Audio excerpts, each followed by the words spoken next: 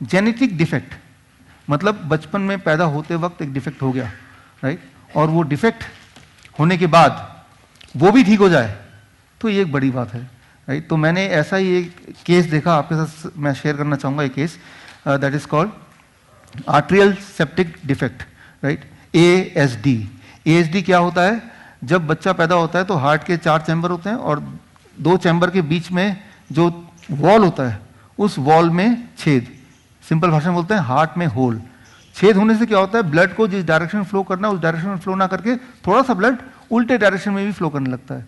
और ऐसे जो लोग होते हैं या तो बचपन में उसको पता नहीं चलता, जब वो 50 साल 60 साल की उम्र में होते हैं तब सिम्टम आने लगते हैं। और इसमें कोई ऑप्शन नहीं होता, सर्जरी से थोड़ी बहुत आयु रहती है या नहीं रहती है, that is a debatable, but उस पेशेंट की जो हालत है आखिरी जिंदगी वो बहुत ही मुश्किल से या पेनफुली गुजरती है। तो कुछ समय पहले की बात है, ऐसे एक पेशेंट आए, क्योंकि उनका बेटा जो है वो हमारे साथ डायबिटीज एजुकेटर थे काफ़ी समय से, पिछले 10 सालों से। तो और उसके बाद उन्होंने ये डाइट शुरू किया, और डाइट शुरू करने के बाद उन्होंने 2 महीने के अंदर उनका ऑक्सीजन छूट गया, उनकी दवाइयाँ छूट गई, उन्होंने रिपोर्ट सारे कराए और रिपोर्ट भी सारे नॉर्मल आ गए। हाँ, और इंसिडेंटली वो सज्जन आज हमारे बीच में हैं। सुभाष जी, आप हैं यहाँ पे? अरे देर, प्लीज आइए सर। तो देखिए, जेनेटिक डिफेक्ट जो बचपन में हुआ था वो ठीक हो गया हो, तो ये छोटी बात नहीं है किसी भी एंगल से। आइए सर। इंसिडेंटली मैं आज पहली बार मिल रहा हूँ आपसे, राइट। तो इसका मतलब ये कि मैंने इनको ठीक नहीं किया, इन्होंने खुद को ठीक किया, पहली बात तो ये क्लियर होती है, राइट। और विनोद से मेरी बातचीत होती रहती थी, 10 साल से हम लोग जानते हैं एक दूसरे को, और ये अपने घर पे डाइट कराते थे। लेकिन आगे फिर मैंने आपके सारे डेटा सारा कुछ लिया, इनके मेडिकल रिपोर्ट, पहले का पोस्ट का हॉस्पिटल्स की रिपोर्ट, और मैंने उसको जर्नल में पब्लिश कराया। वो जर्नल का जो पब्लिश्ड रिसर्च पेपर है मेरा, वो केस स्टडी पेपर, वो पेपर भी आप मेरे साइट में या उस जर्नल की साइट में देख सकते हैं। लेकिन आप 3-4 मिनट में अपने मुंह से एग्जैक्ट चीज़ों को थोड़ा बताइए, सो दैट इससे एक डायरेक्शन मिलेगा। आप सभी का नमस्कार। मेरा नाम सुरेश चंद्र शर्मा है। मैं अजमेर राजस्थान में रहता हूँ। RPSC Rajasthan public service commission में मैं डिप्टी सेक्रेटरी था, रिटायर हो गया पिछले साल। अभी मैं 61 साल का हूँ। पिछले साल मुझे सांस लेने में बहुत ज़्यादा तकलीफ हुई, तो मेरे बेटे ने मुझे डॉक्टर को दिखाया। डॉक्टर ने जब मेरा सैचुरेटेड ऑक्सीजन चेक किया, वो उस समय मेरा 75 आ रहा था। तो उन्होंने इमीडिएट कहा मुझे हॉस्पिटलाइज होने के लिए।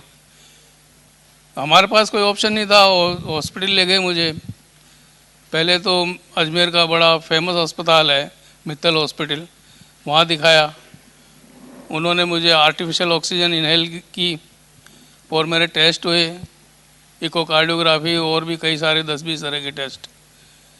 बाद में मैं JLN हॉस्पिटल में एडमिट हुआ और वहाँ भी कंटिन्यूसली 24 घंटे ऑक्सीजन पर ही रहना पड़ता था मुझे।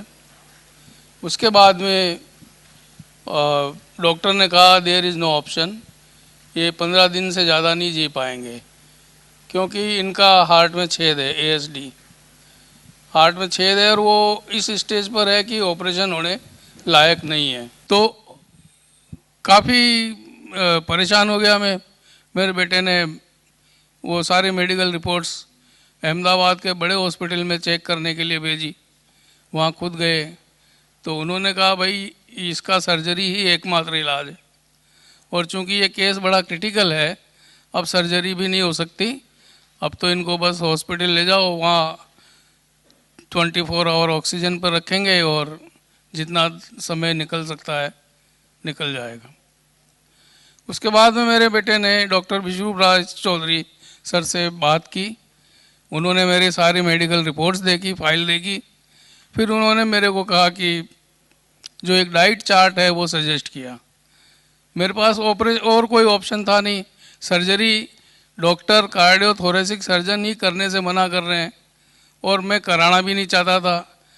डॉक्टर एक ही बात बोल रहे हैं 99% रिस्की मामला ऑपरेशन का, और फिर मेरे पास और कोई ऑप्शन था नहीं, तो मैंने वो डाइट चार्ट ही लेना शुरू किया। चमत्कारिक रूप से मेरे को ठीक होना मैं महसूस किया।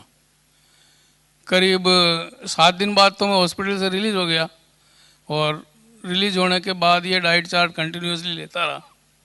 सुबह जूस और जैसा जैसा डॉक्टर साहब ने सजेस्ट किया उस चार्ट को फॉलोअप करता रहा, और लगभग 2 महीने 3 महीने में छुट्टियों पर रहा। कंटिन्यूसली चार्ट को लिया, उसमें मेरे सभी घर वालों का मुझे सहयोग था कि टाइम पर मुझे जूस देना और सैलेड्स देना और जो भी चीज़ उन्होंने सजेस्ट की है वो देना। वो लेते लेते मेरे को ऑक्सीजन लेने की जो ज़रूरत कम हुई, क्योंकि हॉस्पिटल से रिलीज़ होते ही घर पे मेरे पास ऑक्सीजन सिलेंडर थे, और कंटिन्यूसली मतलब एक बड़ा सिलेंडर है जो 17 घंटे ही काम करता था, तो हर दूसरे तीसरे दिन एक बड़ा सिलेंडर आता था। फिर धीरे धीरे मेरा ऑक्सीजन लेना कम हुआ, और करीबन 1 महीने के अंदर अंदर तो मुझे ऑक्सीजन लेने की ज़रूरत ही नहीं रही। उसके बाद मैं पहले ऐसा हमारी हालत थी कि 10 कदम में चलता हूँ सांस फूल जाती थी, सीढ़ियाँ चढ़ना तो बहुत मुश्किल था मेरे लिए। लेकिन अभी हम राजस्थान से फ्लाई करके आए, IGI एयरपोर्ट से मेट्रो में लगभग 5-7 किलोमीटर पैदल भी चले होंगे, कई जगह सीढ़ियाँ भी आई होगी, मैं इजीली चढ़ जाता हूँ। आज मैंने नौकरी से रिटायर होने के बाद वापस मैंने जॉब भी ज्वाइन कर रखा है, और ये डाइट चार्ट कंटिन्यूअसली मैं फॉलो कर रहा हूँ। थैंक्स डॉक्टर बिशुराव चौधरी, और आप सभी का धन्यवाद। थैंक यू, धन्यवाद सर, धन्यवाद, थैंक यू।